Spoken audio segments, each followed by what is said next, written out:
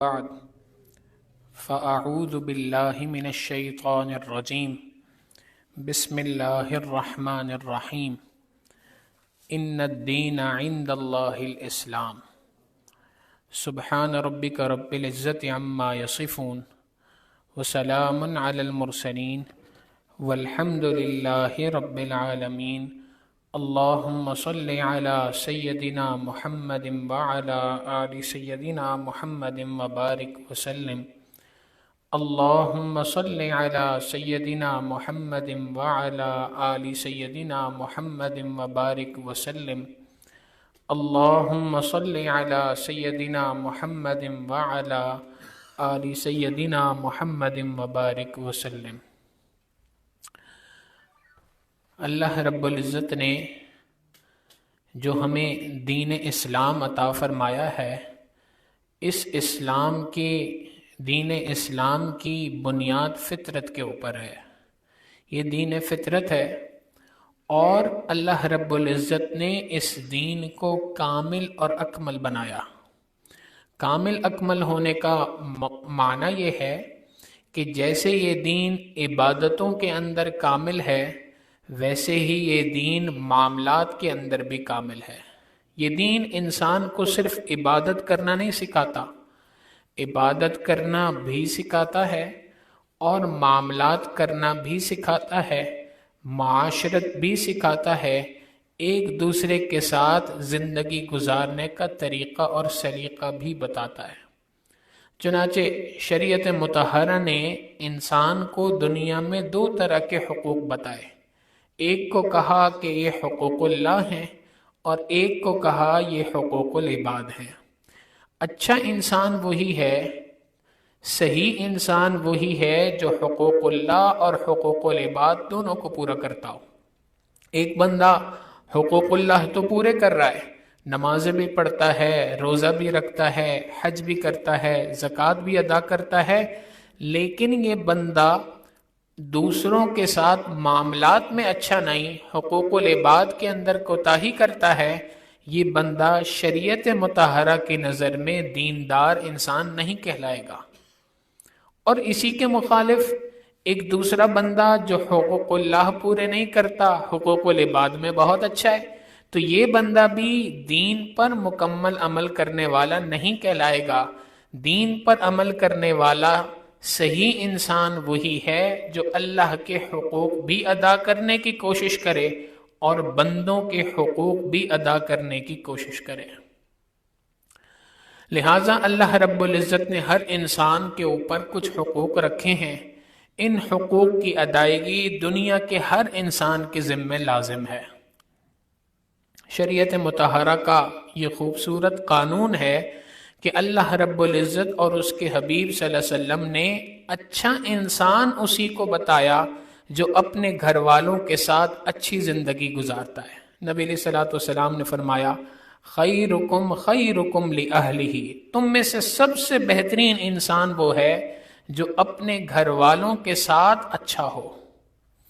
جس کی باہر کی زندگی تو بڑی دیندار والی ہے، لیکن گھر کے اندر اس کی زندگی اس کے گھر والوں کے ساتھ ملنا جلنا اٹھنا بیٹھنا اچھا نہیں ہے، تو شریعت مطہرہ کے نزدیک یہ انسان اچھا نہیں ہے۔ باہر والے جتنی تعریف کرتے رہیں، جی بڑا نمازی ہے، بڑا تہجد گزار ہے، بڑا نیکوکار ہے، اگر گھر کے اندر کے لوگ اس سے خوش نہیں تو شریعت مطہرہ کہتی ہے کہ یہ بندہ اچھا نہیں ہے، خیر والا نہیں ہے۔ خیرکم، تم میں سے بہترین انسان وہ ہے جو اپنے گھر والوں کے ساتھ اچھا ہے۔ اور شریعت مطہرہ نے اس کا ایک بڑا اصول سکھلایا۔ سادہ سی مثال ہے، انسان کو اللہ رب العزت نے مختلف اعضاء کا مجموعہ بنایا۔ ہر عضو تمام کے تمام جسم کے دیگر اعضاء کے لیے ضد ہے، اپوزٹ ہے۔ مثال کے طور پہ آنکھ کا کام ہے دیکھنا، جسم کا کوئی دوسرا عضو یہ کام نہیں کر سکتا، یہ کام صرف آنکھ کا ہے۔ آنکھ اگر دیکھنے سے انکار کر دے تو پورا کا پورا جسم نابینا کہلائے گا۔ اور کان کا کام ہے سننا، کان سننا چھوڑ دے تو پورا جسم بہرا کہلائے گا۔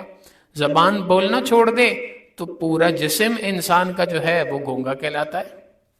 تو ہر عضو کا ایک کام ہے، جو کام اس کا ہے وہ دوسرا عضو نہیں کر سکتا۔ اللہ رب العزت نے انسان کو مختلف اعضاء کا مجموعہ بنایا ہے، ہر عضو دوسرے عضو کی ضد ہے، ہر عضو کا کام دوسروں کے مقابلے میں مختلف ہے۔ اور خوبصورت بات یہ ہے کہ ان تمام اعضاء کو جوڑ دینے والی چیز کا نام روح ہے۔ روح ہے تو یہ جسم سارا کا سارا ایک دوسرے کے ساتھ کنیکٹڈ ہے، اور روح نکال دی جائے تو جسم کی کوئی حیثیت ہی نہیں، نہ آنکھ کی کوئی حیثیت، نہ کان کی کوئی حیثیت، نہ ناک کی کوئی حیثیت، نہ زبان کی کوئی حیثیت۔ اور جب روح ان کے درمیان موجود ہے تو ایک دوسرے کے ساتھ مل جل کے زندگی گزارتے ہیں۔ اور سادہ سی مثال ہے، انسان کو تکلیف پیٹ میں ہوتی ہے، اظہار اس کا زبان کر رہی ہوتی ہے، آنکھوں سے آنسو نکل رہے ہوتے ہیں، زبان سے اس کا اظہار ہو رہا ہوتا ہے، پورا بدن بے چین ہے، رات کو نیند نہیں آ رہی ہے، بھئی کیا ہوا؟ پیٹ میں درد ہے۔ جسم کا کوئی عضو دوسرے کو نہیں کہتا کہ بھئی پیٹ کو جاگنا چاہیے، آنکھوں کو سو جانا چاہیے۔ لیکن اسی بندے کے اندر سے اگر روح نکال دی جائے، اب اس کی زبان کو کینچی سے کاٹ بھی دیا جائے تو کوئی آنسو نہیں نکلتے، کوئی ہاتھ نہیں ہلتا، کوئی پاؤں نہیں ہلتا، کوئی جسم کا عضو اس کے خلاف شکایت نہیں کرتا، اظہار نہیں کرتا۔ تو اصل میں انسان مختلف اعضاء کا مجموعہ ہے، یہ سارے اعضاء ایک دوسرے کے مخالف ہیں، اپوزٹ ہیں، لیکن شریعت مطہرہ نے ان اعضاء کو جوڑ دینے والی چیز روح بنائی ہے۔ روح موجود ہے تو سارے کے سارے اعضاء موجود ہیں۔ اب یہ بات سمجھیے گا کہ اللہ رب العزت نے بے عین ہی اسی طرح سے ایک خاندان اور ایک گھر کے افراد کو بنایا ہے۔ ہر فرد دوسرے کی ضد ہے۔ باپ کی جو حیثیت ہے وہ دنیا میں کوئی دوسرے کی نہیں ہو سکتی، گھر میں کسی دوسرے کی نہیں ہے۔ باپ کی پوزیشن بیٹا نہیں لے سکتا، بیٹے کی پوزیشن باپ نہیں لے سکتا، ماں کی پوزیشن باپ نہیں لے سکتا، ہر کسی کی الگ الگ پوزیشن ہے۔ جیسے اعضاء ایک دوسرے کی ضد ہیں، ایسے ہی گھر کے افراد کی حیثیتیں بھی ایک دوسرے کی ضد ہیں۔ اور یہ تمام کے تمام اعضاء الگ الگ تھے، ان سب کو جوڑ دینے والی چیز کا نام روح تھا، اور گھر کے افراد یہ سب کے سب الگ الگ حیثیت رکھتے ہیں، ان گھر کے افراد کو جوڑ دینے والی چیز کا نام دین ہے۔ جس گھر کے اندر دین ہوگا اس گھر کے افراد خوش و خرم زندگی گزاریں گے، جس گھر سے دین فوت ہو جائے گا، دین نکل جائے گا، اس گھر کے لوگ ایک دوسرے کے ساتھ ہمیشہ نفرتوں کی زندگی گزار رہے ہوں گے، جھگڑوں کی زندگی گزار رہے ہوں گے، پریشانیوں کی زندگی گزار رہے ہوں گے۔ دین وہ بنیاد ہے کہ جس کے نتیجے کے اندر گھر کے افراد ایک دوسرے کے ساتھ خوش و خرم زندگی گزارتے ہیں۔ چنانچہ شریعت مطہرہ نے ایک خوبصورت اصول بیان کیا کہ کسی معاشرے کی بنیاد کن چیزوں کے اوپر ہوتی ہے۔ تو شریعت نے کہا کہ کسی بھی معاشرے کی بنیاد چند چیزوں پر ہے۔ نمبر 1، نسب کی بنیاد پر کسی معاشرے کا وجود ہے۔ نسب سے مراد ہر انسان کو پتہ ہو کہ میرا باپ کون ہے، میری ماں کون ہے، میرے دادا کون ہے، دادی کون ہے، وغیرہ۔ تو ایک چیز کسی بھی معاشرے کا پہلا ستون یا پہلا پلر نسب ہوا کرتا ہے، اور کسی بھی معاشرے کا دوسرا ستون نکاح کو رکھا گیا ہے۔ نکاح ہوگا تو ظاہر ہے کہ نسب آگے بڑھے گا اور معاشرے کی زندگی بنے گی، اور اگر نسب ہی نکاح نہ ہو تو نکاح کے بغیر کی زندگی شریعت نے اس کو زنا قرار دیا۔ میاں بیوی ایک دوسرے کے ساتھ رہ سکتے ہیں، ایک دوسرے کے لیے میاں بیوی بنتے ہی اس وقت پہ ہیں جب نکاح ہو جائے، اگر نکاح کے بغیر زندگی گزاریں گے تو وہ زنا کی زندگی ہوگی، وہ زندگی نکاح والی نہیں کہلاتی۔ تو معاشرے کی پہلی بنیاد اللہ کے حبیب صلی اللہ علیہ وسلم نے نسب کی بنیاد پہ رکھی، دوسری بنیاد اللہ کے حبیب صلی اللہ علیہ وسلم نے نکاح کے اوپر رکھی، اور تیسری بنیاد وراثت کے اوپر رکھی گئی۔ وراثت کے ذریعے سے مال کو تقسیم کیا گیا۔ اب اگر نکاح ہوگا، شادی ہوگی، خاندان بڑھے گا آگے تو اب مال بھی بندے کے مرنے کے بعد تقسیم ہوگا۔ اور چوتھی بنیاد صلہ رحمی کے اوپر رکھی گئی۔ یہ 4 بنیادیں ہیں جن ستونوں کے اوپر کوئی بھی معاشرہ پنپتا ہے، کوئی بھی معاشرہ آگے اپنی زندگی گزارتا ہے۔ اگر ان میں سے کسی ایک ستون کو گرا دیا جائے تو معاشرہ فنا ہو جاتا ہے، معاشرہ نہیں بنتا، ہجوم بنتا ہے۔ پھر لہذا شریعت مطہرہ نے اصول سکھلایا کہ 4 پلر ہیں، 4 ستون ہیں، تم نے ان 4 ستونوں کو بنا کے رکھنا ہے۔ نمبر 1 نسب کی حفاظت کرنی ہے، نمبر 2 نکاح کو فروغ دینا ہے، نمبر 3 وراثت کے مال کو تقسیم کرنا ہے۔ اگر نکاح نہ ہو تو عورت کو پروٹیکشن ہی نہیں ہے، عورت کی حفاظت کی شریعت کی خاطر شریعت نے نکاح کو رکھا، ورنہ مغرب کے معاشرے نے تو عورت کو ٹیشو پیپر کی طرح استعمال کیا، نہ مہر دینے کی ضرورت ہے، نہ وراثت میں اس کا کوئی حقوق ہے۔ شریعت مطہرہ نے کہا کہ نہیں، تم جس کو ساتھ اپنی زندگی گزارنا چاہتے ہو، جس کے ساتھ اپنے جسمانی تعلقات قائم کرنا چاہتے ہو، اس کا تمہاری زندگی میں حق ہے، لہٰذا اس کو مہر ادا کرو، گواہوں کی موجودگی میں اس کو اپنے پاس لے کے آؤ، اور تمہاری وراثت میں، تمہارے مال میں اس کا ایک بنیادی حق ہے۔ تو بہرحال معاشرے کی ستون کا، معاشرے کے 4 بنیادی ستون ہیں۔ پہلا ستون آتا ہے نسب، دوسرا ستون ہے نکاح، تیسرا ستون ہے وراثت، اور چوتھا ستون ہے صلہ رحمی۔ جس معاشرے کے اندر صلہ رحمی پائی جاتی ہے وہ معاشرہ پنپتا ہے، وہ گھر، وہ افراد خوش و خرم زندگی گزارتے ہیں، اور جس معاشرے کے اندر سے صلہ رحمی ختم ہو جاتی ہے وہ معاشرہ، وہ گھر ہمیشہ نفرتوں کے بیج بوتا ہے، اس گھر کے اندر لڑائی اور جھگڑے ہی پنپتے ہیں، وہ گھر کبھی امن اور سکون کا گہوارہ نہیں بن سکتا۔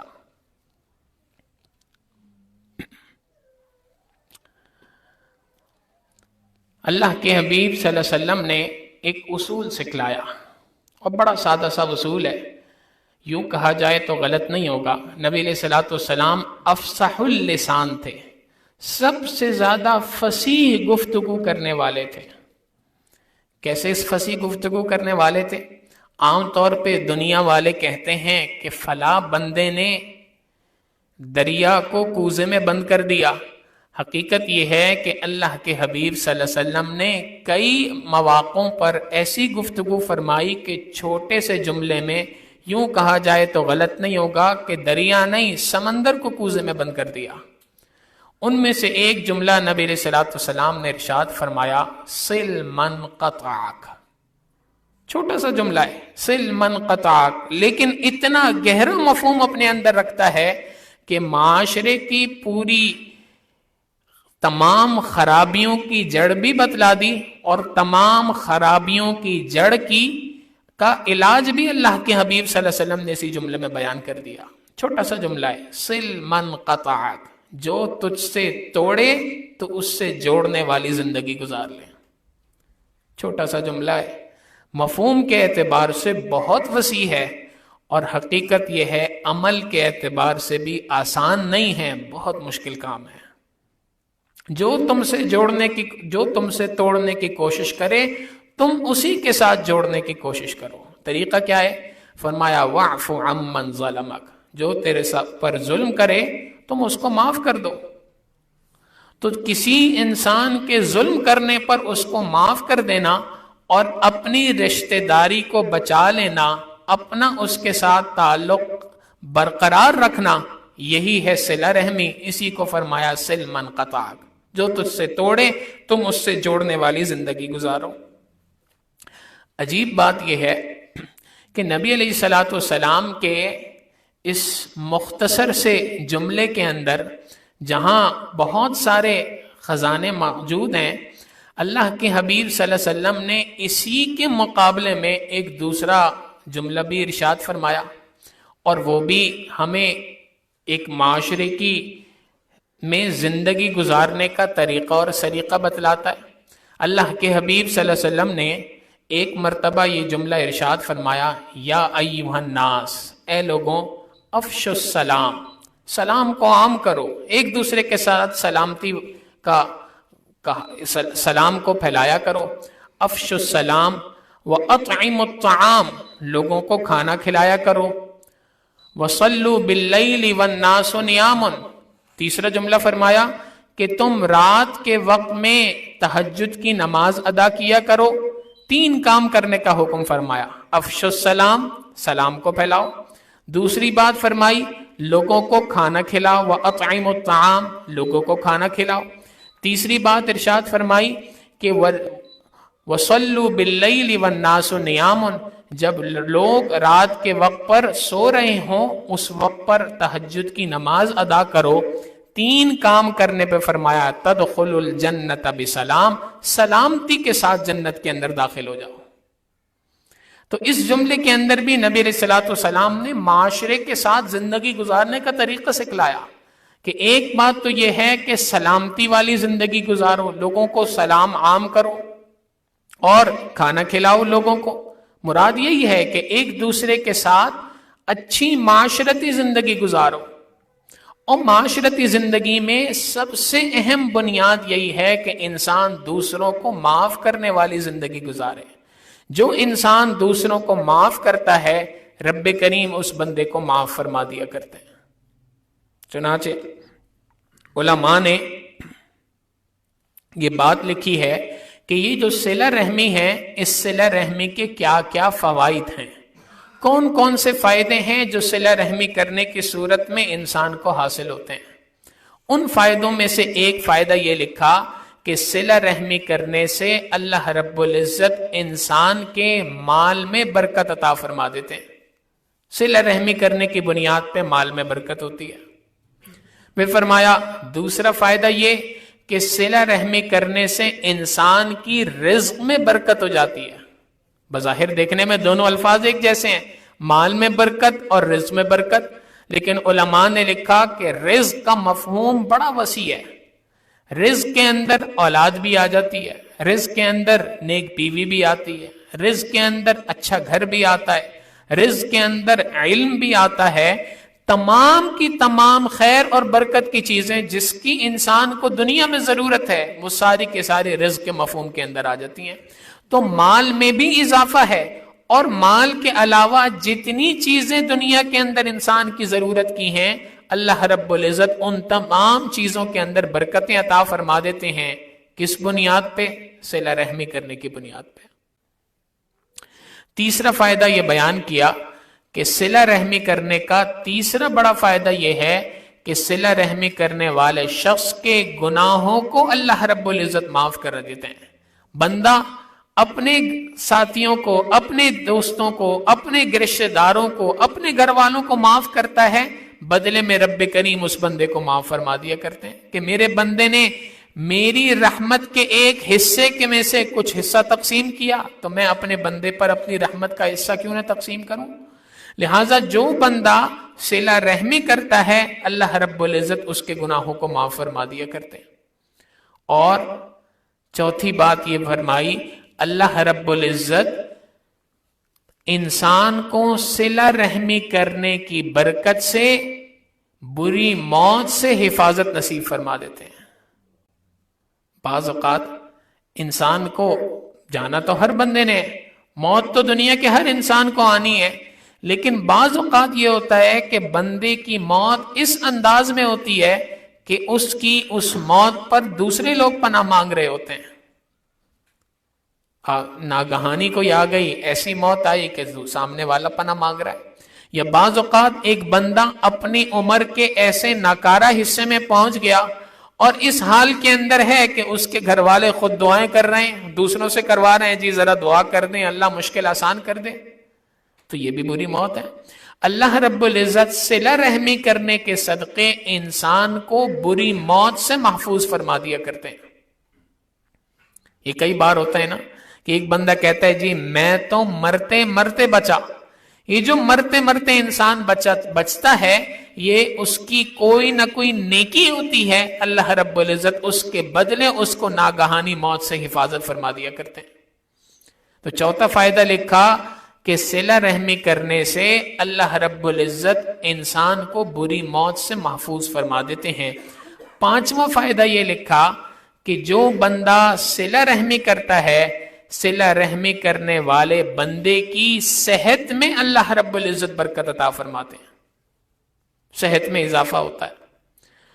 چھٹا فائدہ، اور یوں کہا جائے تو غلط نہیں ہوگا کہ یہ ایسا فائدہ ہے کہ صرف یہی اکیلا فائدہ باقی تمام فائدوں کے اوپر باری ہے، اللہ رب العزت صلہ رحمی کرنے والے شخص کو اپنی رضا نصیب فرما دیتے ہیں۔ یہ کتنی بڑی نعمت ہے۔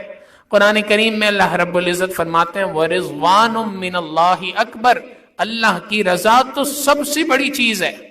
اور یہ سب سے بڑی چیز انسان کو کیسے حاصل ہو رہی ہے؟ دوسرے کو معاف کرنے پر، صلہ رحمی کرنے پر اللہ رب العزت اپنی رضا انسان کو نصیب فرما دیا کرتے ہیں۔ تو یہ 6 بڑے فائدے ہیں جب انسان صلہ رحمی والی زندگی گزارتا ہے۔ اور اس کے مقابلے میں اگر قطع رحمی والی زندگی گزارے، دوسروں کے ساتھ ہر وقت پر لڑائی کرنے والی زندگی گزارے، ہر وقت پر جھگڑوں والی زندگی گزارے، ہر وقت پہ حقوق کی جنگ لڑتا رہے کہ میں نے حقوق حاصل کرنے، تو حقوق کی جنگ کرنے والا، حق حاصل کرنے کی کوشش کرنے والا، جی مجھے میرا حق مل جائے، تو یہ قطع رحمی کرنے والا ہوتا ہے۔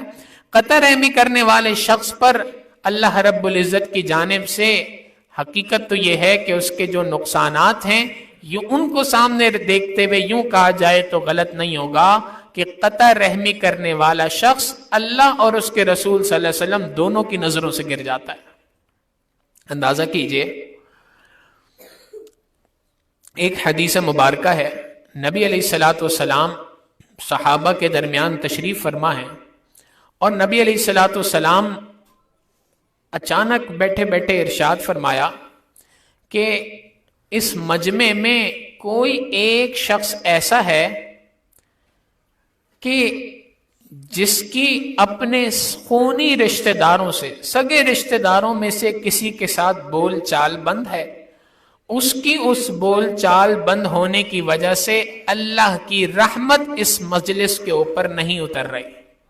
آپ اندازہ کریں یہ مجلس کس کی ہے؟ اللہ کے حبیب صلی اللہ علیہ وسلم تشریف فرمائے، صحابہ اکرام رضوان اللہ علیہم اجمعین موجود ہیں، نبی علیہ السلام فرما رہے ہیں اللہ کی رحمت اس مجلس کے اوپر نہیں اتر رہی۔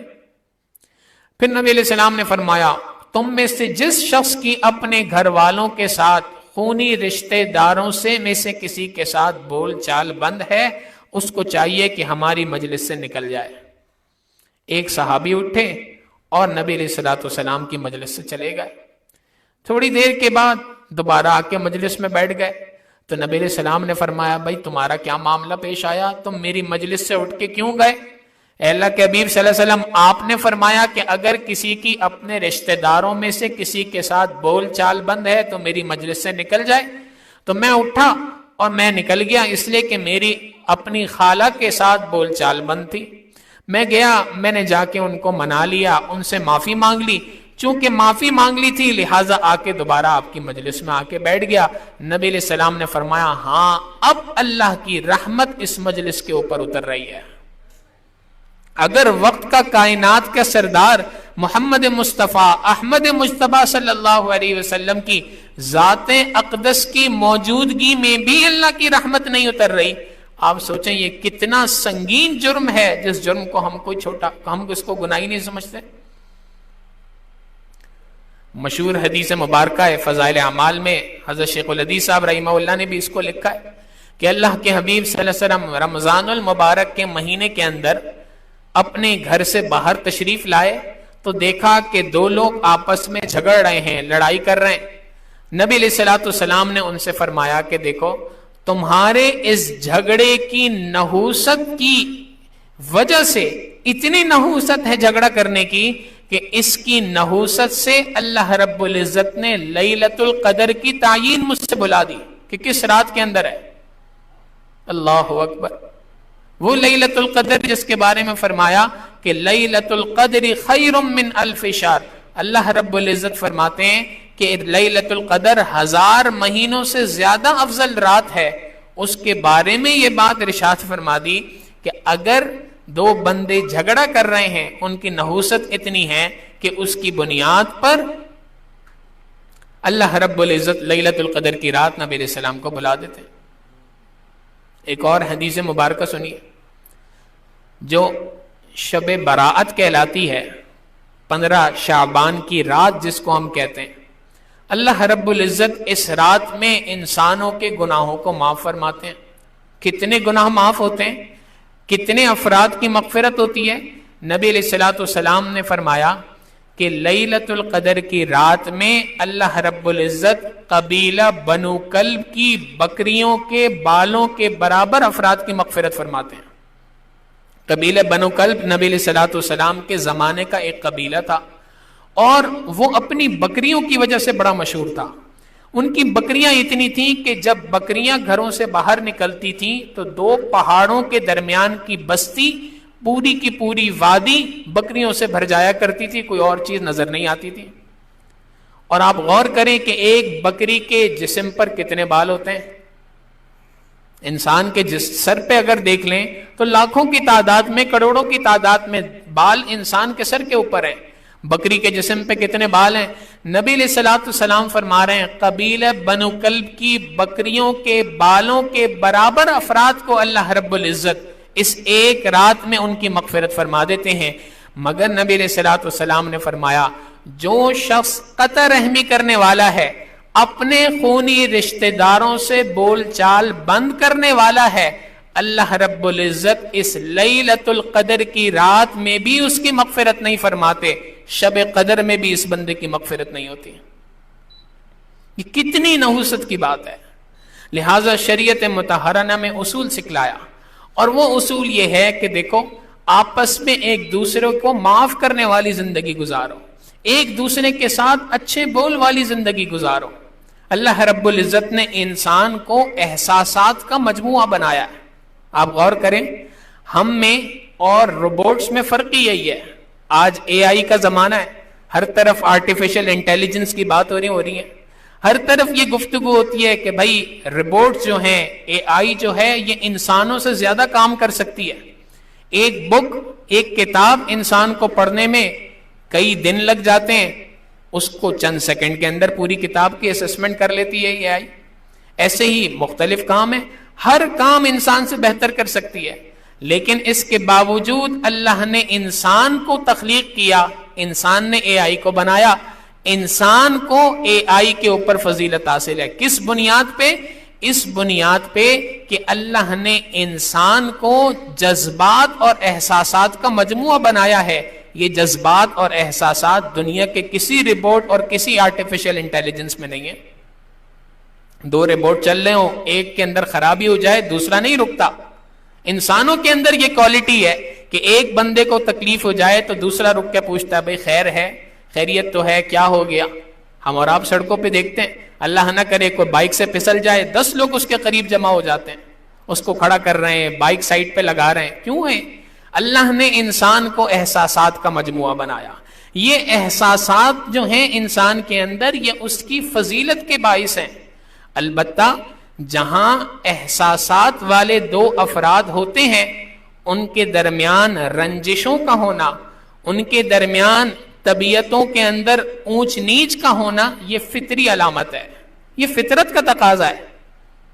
یہ ہوگا جہاں 2 برتن رکھے جائیں گے وہ آپس میں کھنکتے ہیں، ایسے ہی 2 انسان جہاں پہ ہوں گے، یہ انسان آپس میں ایک دوسرے کے ساتھ رنجشیں بھی ہو جاتی ہیں، آپس میں ایک دوسرے کے ساتھ لڑائیاں بھی ہو جاتی ہیں، آپس میں ایک دوسرے کے ساتھ ناچاقی اور نا اتفاقی بھی ہو جاتی ہے۔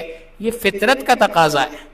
البتہ اس کو دل میں لے کے بیٹھنا، شریعت نے اس کو ناپسندیدہ گناہ قرار دیا اور حکم دے دیا کہ دیکھو، طریقہ یہ ہے کہ کوئی چیز بری لگی، تھوڑی دیر کے لیے رنجش ہوئی، اس رنجش کو تھوڑی ہی دیر کے اندر ختم کرو، بات کو بھلاؤ اور آگے بڑھو، آگے کی زندگی گزارو۔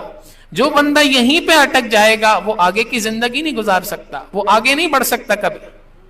لہٰذا اچھا معاشرہ وہی ہے جس معاشرے میں لوگ ایک دوسرے کے ساتھ خوش اخلاقی کے ساتھ پیش آئیں، ایک دوسرے کو معاف کرنے کی صفت اپنائیں، ایک دوسرے کی غلطیوں کو درگزر کرنے والے بنے. اللہ کے حبیب صلی اللہ علیہ وسلم نے ارشاد فرمایا ارحموا من فی الارض یرحمکم من فی السماء، تم زمین والوں پہ رحم کرو، آسمان والا تم پر رحم کرے گا. اگر ہم اللہ کی رحمت کو حاصل کرنا چاہتے ہیں تو اللہ کی رحمت کو حاصل کرنے کا طریقہ ہی یہی ہے کہ ہم ایک دوسرے کے ساتھ معاف کرنے والی زندگی گزاریں، ایک دوسرے کی غلطیوں کو درگزر کرنے والی زندگی گزاریں، ایک دوسرے کو اپنانے والی زندگی گزاریں. اللہ رب العزت سے دعا ہے کہ پروردگار عالم ہمیں ایک دوسرے کے ساتھ خوش اخلاقی والی زندگی گزارنے کی توفیق عطا فرمائے. ایک حق لینے والا صرف بن جائے کہ میرے حقوق مجھے دو، یہ زندگی اللہ اور اس کے رسول صلی اللہ علیہ وسلم کو پسند نہیں. یہ زندگی انسان کو جہنم کی جانب لے جانے والی ہے. اور حق دینے والی زندگی جو ہے کہ ہر بندہ اسی سوچ کے اندر ہو کہ میں دوسرے کو حق دینے والا ہوں، کہ جھکتا ہوا تو لو، اس کے اندر انسان کی پوری معاشرتی زندگی کا خلاصہ ہے. اور خلاصتاً نبی علیہ الصلوۃ والسلام نے فرما دیا کہ جب دوسرے کو حق دینے کی باری آئے تو دوسرے کو حق دیتے ہوئے اپنا نقصان کر لینا، اس کے حق میں کسی قسم کی کوتاہی نہ کرنا. یہ انسان دنیا کے ہر معاملے کے اوپر اس فارمولے کو اپلائی کر لے، دنیا کے اندر بھی خوشیوں کی زندگی ہوگی، آخرت کی زندگی تو خوشیوں والی ہے ہی صحیح. اللہ رب العزت ہمیں دونوں جہانوں کی خوشیوں والی زندگی نصیب فرمائے، ایک دوسرے کو معاف کرنے والی زندگی اپنانے کی توفیق عطا فرمائے. وآخر دعوانا ان الحمد للہ رب العالمین. مراقبہ کر لیجئے، پھر دعا کرتے ہیں. آنکھوں کو بند کر لیں، سر کو جھکا لیں. دنیا اور جو کچھ دنیا میں ہے اس سے ہٹ کٹ کے اللہ رب العزت کی یاد میں ڈوب جائیں.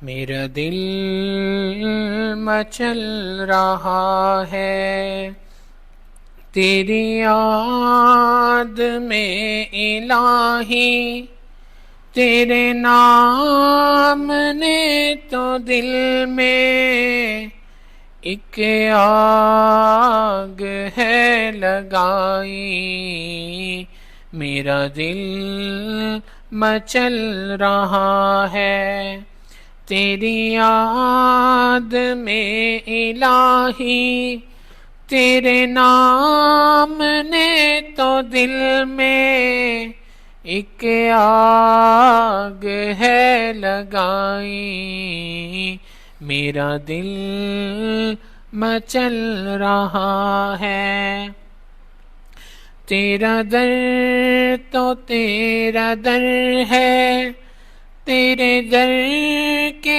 ایک گدا نے، تیرا در تو تیرا در ہے، تیرے در کے ایک گدا نے دنیا بو کی عظمت میرے دل سے ہے مٹائی، میرا دل مچل رہا ہے تیری یاد میں الہی، تیرے نام نے تو دل میں ایک آگ ہے لگائی، میرا دل مچل رہا ہے،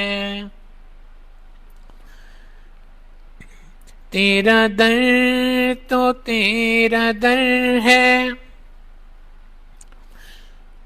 تیرے در کے ایک گدا نے، تیرا در تو تیرا در ہے، تیرے در کے ایک گدا نے دنیا بو کی عظمت میرے دل سے ہے نکالی، میرا دل مچل رہا ہے تیرے عاشقوں میں جینا، تیرے سنگ در پہ مرنا، تیرے عاشقوں میں جینا، تیرے سنگ در پہ مرنا، میں یہی سمجھ رہا ہوں تیرے در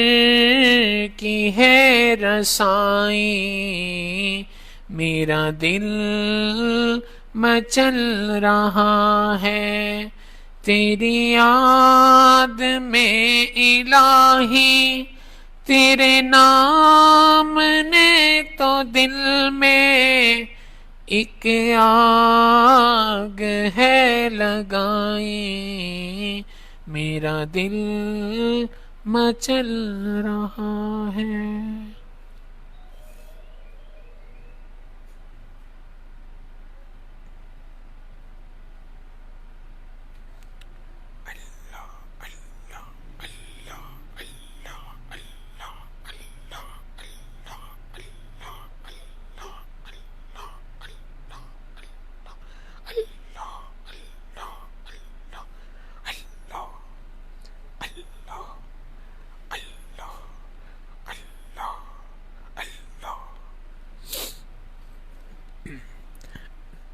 لا الہ الا اللہ محمد رسول اللہ۔ دعا کر لیجئے۔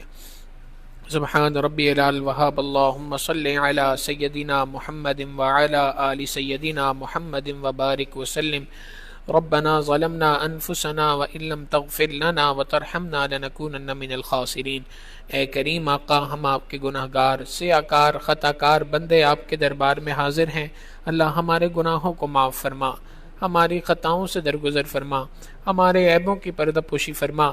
رب کریم اپنے کرم کا معاملہ فرما، اپنے فضل کا معاملہ فرما۔ رب کریم جو گناہ یاد ہیں وہ بھی معاف فرما، جو گناہ کر کے بھول چکے ہیں اللہ ان گناہوں کو بھی معاف فرما۔ رب کریم ہم گناہوں کی نجاست میں لتھڑے ہوئے ہیں، اے اللہ آپ سے آپ کا فضل مانگتے ہیں، آپ سے عافیت مانگتے ہیں۔ اے رب کریم اپنا خصوصی فضل فرماتے ہوئے ہمیں گناہوں سے پاک صاف زندگی گزارنے کی توفیق عطا فرما، طاعات کی عزت والی زندگی گزارنے کی توفیق عطا فرما، تقوی بھری عزتوں والی زندگی گزارنے کی توفیق عطا فرما۔ رب کریم گناہوں سے بچنے والی زندگی گزارنے کی توفیق عطا فرما۔ چاہیں نہ چاہیں پیشانی کے بالوں سے پکڑ کر اللہ ہمیں شریعت و سنت پر لگا دیجئے، شریعت و سنت پر چلا دیجئے۔ اے کریم آقا ہم کمزور ہیں، اللہ آپ قوی ہیں، اللہ کمزور ہمیشہ قوی اور طاقتور کو پکارتا ہے۔ اے رب کریم آپ کو جب کبھی کسی نے پکارا آپ نے اس کی پکار پہ لبیک کہا۔ انبیاء علیہم السلام نے جب آپ کو پکارا آپ نے ان کی مدد بھی فرمائی ہے، اللہ اولیاء نے آپ کو پکارا آپ نے ان کی مدد بھی فرمائی ہے۔ اللہ ہم انہی انبیاء اور انہی اولیاء کے نام لیوا ہیں، آپ کے پیارے حبیب صلی اللہ علیہ وسلم کے امتی ہیں، ہم بھی آپ ہی کو پکارتے ہیں۔ اللہ گناہوں سے بچنا ہمارے لیے مشکل ہے، آپ کے لیے بچانا آسان ہے۔ اے رب کریم ہمیں بچا لیجئے، اللہ ہمیں بچا لیجئے، اللہ ہمیں بچا لیجئے۔ ہم اپنے آپ کو آپ کے سامنے پیش کرتے ہیں، اللہ جیسا آپ ہمیں دیکھنا چاہتے ہیں رب کریم ہمیں ویسا بنا دیجئے، اللہ اپنی پسند کے مطابق ہمیں بنا دیجئے، اپنی مرضیات پر ہمیں چلا دیجئے، اللہ اپنی نامرضیات سے ہماری حفاظت فرما دیجئے۔ رب کریم کرم کا معاملہ فرما دیجئے، اللہ اپنی یاد والی زندگی گزارنے کی توفیق عطا فرما۔ رب کریم ہماری تمام پریشانیوں کو دور فرما، انفرادی اجتماعی مسائل کو حل فرما، نجی خان کی زندگی کے عائلی زندگی کے اللہ مسائل کو، قومی زندگی کے مسائل کو اللہ حل فرما دیجئے۔ رب کریم ہم میں جو بیمار ہیں انہیں شفاء کلی نصیب فرما دیجئے، جو مقروض ہیں ان کے قرضوں کی ادائیگی کی غیب سے سبیل پیدا فرما دیجئے، جو بے روزگار ہیں اللہ انہیں حلال طیب روزگار نصیب فرما دیجئے، جو برسر روزگار ہیں اللہ ان کے روزگار میں ترقی اور برکت نصیب فرما دیجئے۔ رب کریم ہمارے ساتھ خیر کا معاملہ فرما، دنیا اور آخرت کی تمام بھلائیاں ہمیں نصیب فرما، دنیا اور آخرت کی تمام ضروریات کو اللہ غیب کے خزانوں سے پورا فرما۔ اے رب کریم ہمارے اس ملک پاکستان کی حفاظت فرما، اس شہر کی حفاظت فرما، جو لوگ بھی اس ملک کے اور اسلام کے دشمن ہیں اللہ انہیں ہدایت عطا فرما، جن کی قسمت میں ہدایت نہیں اللہ انہیں چن چن کر یہاں سے دفع دور فرما۔ رب کریم جہاں کہیں مسلمان پریشان حال ہیں، فلسطین میں، غزہ میں، سوڈان میں اللہ مسلمانوں کی دستگیری فرما، مسلمانوں کی مدد فرما، اللہ ظالموں کو کے چنگل سے انہیں خلاصی نصیب فرما، ظالموں کو تہس نہس فرما، تباہ و برباد فرما، ہلاک فرما۔ اللہ امت مسلمہ کو عزت رفتہ نصیب فرما، اللہ امت مسلمہ کو عزت رفتہ نصیب فرما، اللہ امت مسلمہ کے حکمرانوں کو نیک ہدایت نصیب فرما، رعایا کو نیک ہدایت نصیب فرما، اللہ نیک اور ایک بننے کی توفیق عطا فرما۔ ہماری ان دعاؤں کو اپنی رحمت سے قبول و منظور فرما، اللہ ہمارے تینوں حرم کی حفاظت فرما، ہمیں بار بار اپنے گھر کا دیدار نصیب فرما، اپنے پیارے حبیب صلی اللہ علیہ وسلم کی گھر کی باادب حاضری ہمیں نصیب فرما۔ ربنا تقبل منا انک انت السمیع العلیم وتب علینا انک انت التواب الرحیم۔ اللہ اس گھر پر اور گھر والوں پر اپنی خصوصی رحمتیں اور برکتیں نازل فرما۔ اللہ ان گھر والوں نے اللہ جس محبت کے ساتھ یہاں پر آپ کی بات کو سننے کے لیے، آپ کو یاد کرنے کے لیے اللہ انتظام فرمایا، اللہ اس کے بدلے انہیں اپنی سچی محبت نصیب فرما۔ انہوں نے آپ کے نیک بندے اور بندیوں کے لیے اپنے گھر کے دروازے کھولے، اللہ آپ ان کے لیے رحمتوں کے دروازے کھول دیجئے، برکتوں کے دروازے کھول دیجئے، اللہ ان کے لیے دنیا اور آخرت کے اندر بھلائیوں کے دروازے کھول دیجئے۔ ہماری دعاؤں کو اپنی رحمت سے قبول و منظور فرما۔ وصلی اللہ تعالی علی حبیبہ سیدنا محمد وآلہ واصحابہ اجمعین برحمتک یا ارحم الراحمین۔